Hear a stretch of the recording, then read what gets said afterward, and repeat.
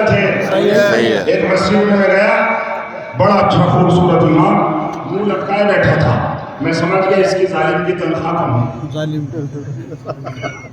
میں نے پوچھ ہی لیا مولانا تنخواہ کتنی ہے، کیا کیا کام کرتے ہو؟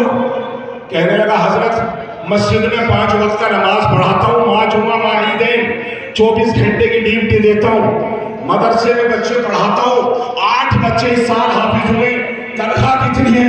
مسکرا کے کہنے لگا 8,000 ہے۔ شرم نہیں آتی؟ کیسے چلیں گے یہ مدرسے؟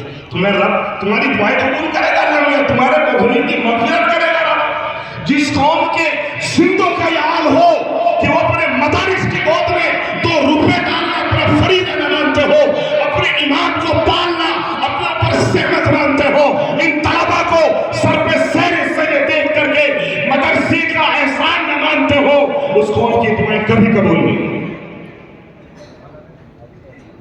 آپ کو کڑوی ضرور لگیں گے ہماری باتیں، مگر اللہ کے فضل سے اتنے بے باک مولوی ہیں اور دارالعلوم کے ترجمان ہیں، ہم پہ 8-10 مقدمے ہو گئے مگر ہم باز نہیں آئے اور جیل چلے جائیں گے اور جو ہے شہادت قبول کر لیں گے، مگر حق اور بے باکی کبھی ہمارا دامن انشاءاللہ کہہ میں رہا جو راہ پڑا۔ آؤ میرے ساتھ انشاءاللہ دعا تو کر دو گے کم سے کم انشاءاللہ۔ ہمارا جو پچھلے مقدموں میں اکیلا کھڑا رہ گیا، یہ حال ہے میری قوم کا، جس کو بھی ٹیلی فون کروں گا کہ آرسی لے کے آنا بھائی میری گاڑی تو بھاگ گئی ہوئی، آرسی بھی اسی کے ساتھ گئی ہوئی۔ کس قوم کے لیے لڑیں گے آپ؟ میری بات سمجھ رہے کہ نہیں سمجھ رہے آپ؟ یا بھائی بتاؤ، اتنی بے تکلفی سے میں آپ کو بول رہا ہوں، آپ کا مولوی ہوں نا، آپ کا بھائی ہوں، آپ کا رشتہ دار ہوں، آپ میرے ہو، اپنا حق سمجھ رہا ہوں، میں آپ کا ہوں۔ بات سمجھ میں آ رہی ہے کہ نہیں آ رہی ہے؟ آ رہی ہے، بہت آ رہی ہے۔ بتاؤ جن کو نہیں آ رہی ہے۔ ارے کچھ تو شرم کرو کہ ہاں بیٹھے اللہ کے واسطے، اس کا مطلب یہ ہوا میں نے تمہیں ٹچ کر کے دیکھا کہ تمہاری آنکھیں قرآن و چل ادھر ہی ہے کہ کہیں اور ہے؟ آپ اٹھا رہے تھے، ہماری سمجھ میں نہیں آ رہی۔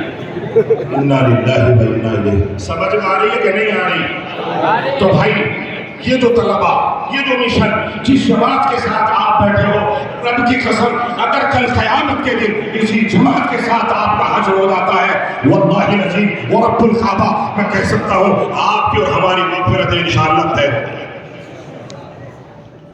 اور یاد رکھنا یہ ہونا ہے، مشکاہ شریف کی حدیث ہے، ہم لوگ یہاں سے آپ کو سمجھانے بیٹھے، تقریر کرنے کے لیے تو حضرت محترم صاحب اور حضرت مولانا رحمت اللہ صاحب، ہمارے حضرت والا مفتی فاروق صاحب رحمہ اللہ کے جو پیر بھائی اور خلافہ میں بڑے خلافہ کی لسٹ میں شامل ہیں، تقریر کر کے چلے گئے۔ میں تو آپ سے گزارش یہی کرتا ہوں کہ 2 چیزوں کو اپنے ذہن میں بٹھا لو، ہر جلسے میں پیغام دے کے آ رہا ہوں، کسی کی بات نہ سنو، کسی کی بات نہ، ہر کچے پکے گھر کے اندر یہ پکا اور لوہا لائق تعمیر پیتل سے زیادہ قیمتی مضبوط ایک عقیدہ گھوشا ہے کہ اللہ کی ذات کے علاوہ کسی سے آج کے بعد ہم نے ڈرنا نہیں ہے، اللہ کے علاوہ کسی سے نہیں ڈریں گے انشاءاللہ۔ اور ایک بات اور سینے میں بٹھاؤ کہ نفع اور نقصان، موت اور زندگی، نفع اور نقصان، موت اور زندگی، عزت و ذلت سب کس کے ہاتھ میں ہے؟ لہذا دنیا والوں کی کسی کی بھی خوشامد نہیں کرنی۔ ارے میں اردو میں بول رہا ہوں، جہادی زبان میں بول رہا ہوں۔ عزت ذلت، موت و حیات، نفع نقصان کس کے ہاتھ میں ہے؟ دلوں میں بٹھا لو، اب کسی کی خوشامد کرنی نہیں، عزت کسی سے مانگنی نہیں، زندگی کی بھیک کوئی دے نہیں سکتا، نفع نقصان جب اس کے قبضے میں ہے تو بات کس کی ماننی چاہیے؟ اللہ کی ماننی چاہیے۔ دوسری بات یہ کہ اپنے من کو قربانیوں کے لیے تیار رکھو، ورنہ پتہ چلا ابھی آپ نے دیکھا ہے ہمارے اتراکھنڈ ہردوانی میں کیا عالم ہوا ہے، آج وہ کروڑ پتی جو اس شہر کا سب سے زیادہ مالدار، بھائیوں کو ہتھکڑی الگ کے جیل میں ہے اور خود فرار ہے، بیوی بچے فرار ہیں، ساری جائیداد پہ بلڈوزر پھینک دیا ہے اور مسجد مدرسے تک نہیں چھوڑا ہے۔ کہاں گئی جائیداد؟ جائیداد نے کیوں نہیں بچا لیا؟ دنیا ہی میں عتیق بھائی کو یوگی حکومت نے للکار دیا اور پھر جو انتظام کیا بچا سکی ہے اس کی جائیداد؟ रुपए डॉलर जायदाद इकट्ठी होकर आ जाती, अजीब भाई को जिंदा कर देती। जब जालिम ने गोली मारती बदमाश ने, अब हुकूमत भी बेचारी क्या करेगी, उलमा भी क्या करेंगे, सारा घर साम्राज्य खाती का। और मेरे इलाके के रिश्तेदार और किसानों याद रखो, दुनिया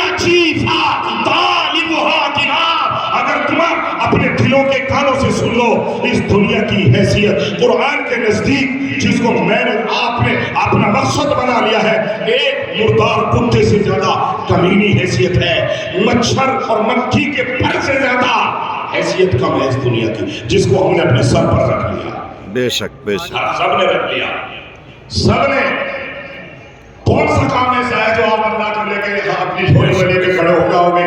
वो किसानों तुम्हारे से मुखातब हूँ, इन तलबा का जो काम बन जाएगा, ये कैसे भी मौलाना अब्बास साहब, अल्लाह मुफ्ती फारूक साहब रहमहुल्लाह की शानशीन को आबाद रखे, इसकी उम्र में बरकत फरमाए।